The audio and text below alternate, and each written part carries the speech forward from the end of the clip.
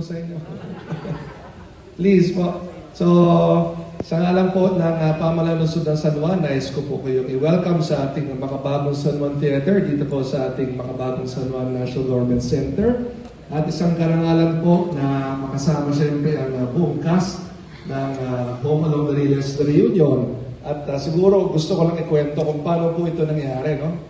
Ako po ay nagulat sapagkat si Vandolph ay biglang nakipag-ugnayan po sa amin. Sabi ko, yes, Vandolph, anong may tutulong ko? Si Vandolph, last time po siya nakita, ay siguro ilang buwan ang nakaraan during another event, of course, with our friends from show business. At pagkatapos po nun, kami nakapag-usap, sabi nga niya, magkakaroon nga ng Home Along the Riles Reunion. At sabi niya, naghahanap sila ng isang venue, specifically ng isang lungsod, kung saan pwede magsagawa ng isang family day, at the same time yung press conference.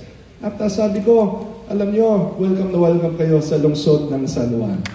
So, nandito po tayo ngayon, at hindi lamang po ito press con, kaninang tanghali po, hanggang hapon, nagkaroon po ng family day, nagkaroon po ng isang volleyball exhibition game at mga fun games para sa aming mga mamamayan. At ito ay bagay na pinagpapasalamat ko. So to Vandolph, to your family, of course, Boy 2, Miss Claudine, Smokey, Tita Nova, sa buong cast po. Alam nyo, ako yung lumaki na nanonood ng Home Along the Riles. Ako po ay 48 years old na.